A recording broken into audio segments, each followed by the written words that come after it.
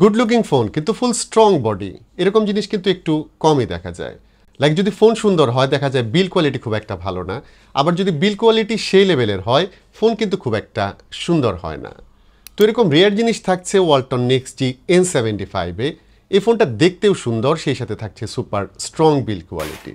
So হরহামেশা যাদের হাত থেকে ফোন পড়ে ভেঙে যায় তারা এই ফোনটা নিয়ে একদম টেনশন ফ্রি থাকতে পারেন। আর আমরাও আমাদের টেস্টিংয়ে যেটা দেখেছি, এই ফোন হাত থেকে পড়ে গেলে খুব সহজে ভেঙে যাবে, বিষয়টা এমন না। ফোনটির নাম হচ্ছে ওয়ালটন নেক্সট জি N75, পাওয়া যাবে 4128GB ভ্যারিয়েন্টে এবং প্রাইস হচ্ছে 13,499 টাকা।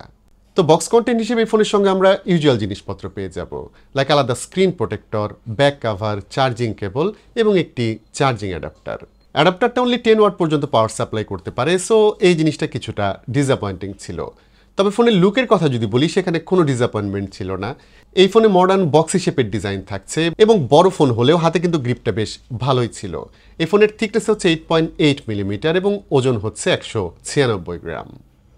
পোর্ট অ্যান্ড বাটন সিচুয়েশন বেশ ভালো ছিল, কারণ এতে ডুয়েল স্পিকার থাকছে, সো মাল্টিমিডিয়া এক্সপিরিয়েন্স বেটার পাওয়া যাবে।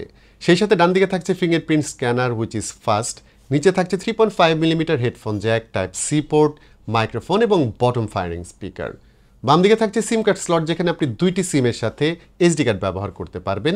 এখানে আপনি চাইলে 256 GB পর্যন্ত মেমোরি কার্ড ব্যবহার করতে পারবেন।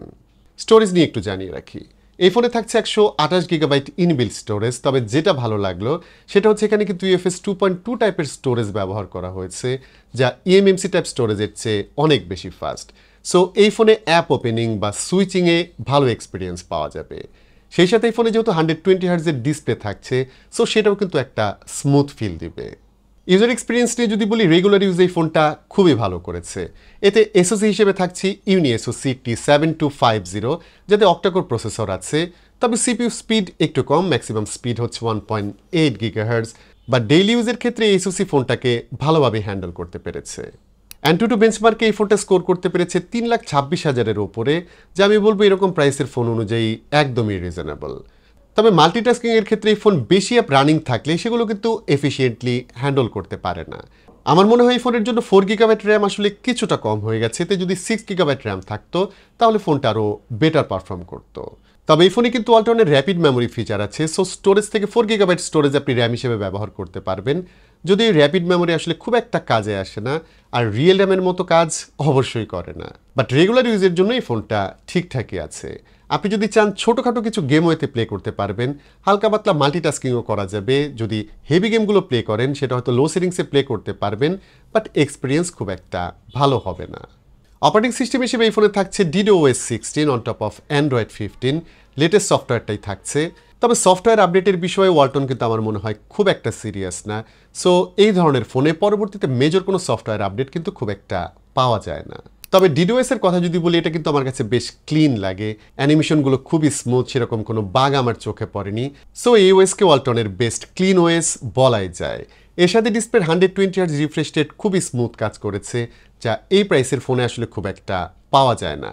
ওয়ালটনের বেশ কিছু ফোন কিন্তু আমরা এর আগেও ব্যবহার করেছি যেগুলোতে 120Hz সাপোর্ট ছিল ডিসপ্লেতে, বাট নেক্সট জি N75-এ আমার মনে হয় 120Hzটা একদমই বেস্ট ছিল। DDoS নিয়ে যদি বলি, এখানে কিন্তু অনেক কাজের ফিচার থাকছে, like app lock, hidden app, side application bar, anti peeping mode আছে। এবং আরেকটা জিনিস জানিয়ে রাখি, এই ফোনের ডিসপ্লে কিন্তু ভেজা হাতে ইউজ করা যাবে, মানে টাচ কাজ করবে। আর এই ফোনে কিন্তু IP64 রেটিং আছে, সো নর্মালি পানির স্প্ল্যাশ বা ধুলাবালিতে এই ফোনটা সেফ থাকবে। ডিসপ্লে নিয়ে একটু জানিয়ে রাখি, এতে 6.7 ইঞ্চ ডিসপ্লে থাকছে, ফুল এইচডি না এইচডি প্লাস ডিসপ্লে। তবে ক্লারিটি নিয়ে সেরকম কোনো ইস্যু আমরা ফেস করিনি। ইউটিউবে আপনি ফুল এইচডিতে ভিডিও দেখতে পারবেন এবং ডিসপ্লের কালার রিপ্রোডাকশন কিন্তু বেশ ভালো ছিল। হালকা ব্লু টিন্ট আছে, যদিও সেটা নোটিস করার মতো না। তবে অ্যাজ ইউজুয়াল ডিসপ্লের নিচের দিকের যে চিনটা থাকছে সেটা কিন্তু সাইজে বেশ বড়, 3 দিকের বেজেল মোটামুটি মিনিমালি বলা যায়, এবং ওপরের দিকে থাকছে ছোট একটি ক্যামেরা কাট আউট। তো সব মিলিয়ে বলবো নেক্সট জি N75-এর এই ডিসপ্লেটা কিন্তু এনজয় করার মতো ছিল, এবং এতে যেহেতু স্টেরিও স্পিকার থাকছে, সো বড় ডিসপ্লেতে ভিডিও দেখে খুবই আরাম পাওয়া যাবে। এবং সবচেয়ে ভালো ছিল এই ডিসপ্লের 120Hz স্মুথ সাপোর্ট। সেই সাথে টাচ রেসপন্স খুবই ভালো ছিল, টাচ স্যাম্পলিং রেট হচ্ছে 240Hz। এবং প্রোটেকশন নিয়ে জানিয়ে রাখি, এই ডিসপ্লেতে কিন্তু পান্ডা গ্লাসের প্রোটেকশন থাকছে। তো রিয়ার ক্যামেরা ডিজাইন বা আইল্যান্ড দেখে অনেকে হয়তো এই ফোনের ফ্যান হয়ে যেতে পারেন, আবার অনেকে আছেন যারা এত বড় ক্যামেরা আইল্যান্ডটা হয়তো পছন্দ করবেন না। তবে পার্সোনালি আমি যদি বলি সামনে থেকে আমার কাছে দেখতে খুব একটা খারাপ লাগেনি। তবে যখন ফোনটা হাতে নেবেন একটা আঙুল কিন্তু এখানে আটকে থাকবে, যেটা একটু ইরিটেটিং ছিল। সো আমার মনে হয় যেহেতু এখানে কাজের ক্যামেরা খুব বেশি থাকছে না, সো আইল্যান্ডটা ছোট করলে হয়তো বেটার হতো। এখানে প্রাইমারি ক্যামেরা থাকছে 52 মেগাপিক্সেল, সাথে আরও 2টা সেন্সর আছে যেগুলো আসলে খুব একটা কাজের না, এবং ফ্রন্টে থাকছে 8 মেগাপিক্সেল সেলফি ক্যামেরা।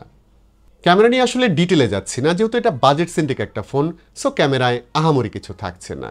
ডে লাইটে ছবিতে ভালো শার্পনেস পাওয়া যায়, ডিটেল ভালো থাকে, তবে হোয়াইট ব্যালেন্স বা স্কিন টোনের ক্ষেত্রেই ক্যামেরা কনসিস্টেন্ট রেজাল্ট দিতে পারেনি। লো লাইটে অবভিয়াসলি এই ক্যামেরায় নয়েজ বা গ্রেইন দেখা যাবে, সো এই ক্যামেরাতে লো লাইটে ছবি তুললে খুব একটা আরাম পাবেন না। তবে এই ফোনের ক্যামেরায় পোর্ট্রেট মোড আছে, ট্রু 52 মেগাপিক্সেলের ছবি তোলা যাবে, এবং এই ক্যামেরায় ফুল এইচডি রেজুলেশনে ভিডিও শ্যুট করতে পারবেন। ব্যাটারি সেকশনে এই ফোনে থাকছে 5000 মিলিঅ্যাম্পায়ার ব্যাটারি, যা ডেইলি বেসিস ইউজের ক্ষেত্রে একদিনের বেশি ব্যাটারি ব্যাকআপ দিতে পারবে। লাইক যারা একদম রেগুলার টাইপের ইউজার তারা 1.5 দিন 2 দিনও হয়তো ব্যাকআপ পেতে পারেন। আমাদের ইউসেজে এই ফোনে 8-9 ঘন্টার মতো স্ক্রিন অন টাইম পেয়েছি। তবে আগেই জানিয়েছিলাম স্লো একটা চার্জার থাকছে এই ফোনের বক্সে, যেটা 10 ওয়াটের, সো এটা দিয়ে ফোন চার্জ করতে অনেক বেশি সময় লাগবে। আমার মনে হয় 2025 সালে সে 10 ওয়াটের চার্জার আসলে অ্যাভয়েড করা উচিত, কারণ বেশিরভাগ ব্র্যান্ডই কিন্তু ফাস্ট চার্জারের দিকে চলে গেছে। সো ওয়ালটনের উচিত এখন মুভ অন করা। তো ওয়ালটন নেক্সট জি N75 13,500 টাকার একটা ফোন, এবং এই প্রাইস বিবেচনা করলে এর শক্ত বিল কোয়ালিটি, ভালো ডিসপ্লে, স্মুথ অপারেটিং সিস্টেম এসব জিনিস এগিয়ে রাখা যায়। তবে পারফরমেন্সের ক্ষেত্রে র্যামটা যদি আরেকটু বেশি থাকতো তাহলে আমার মনে হয় এটা একটা সুপার প্যাকেজ হতো। যাই হোক, এই ফোনটি নিয়ে আপনার কি অপিনিয়ন সেটা অবশ্যই জানাতে পারেন কমেন্ট করে। দেখা হচ্ছে পরবর্তী ভিডিওতে। আজকের মতো এখানেই বিদায় নিচ্ছি। সবাই ভালো থাকবেন, অনেক ভালো।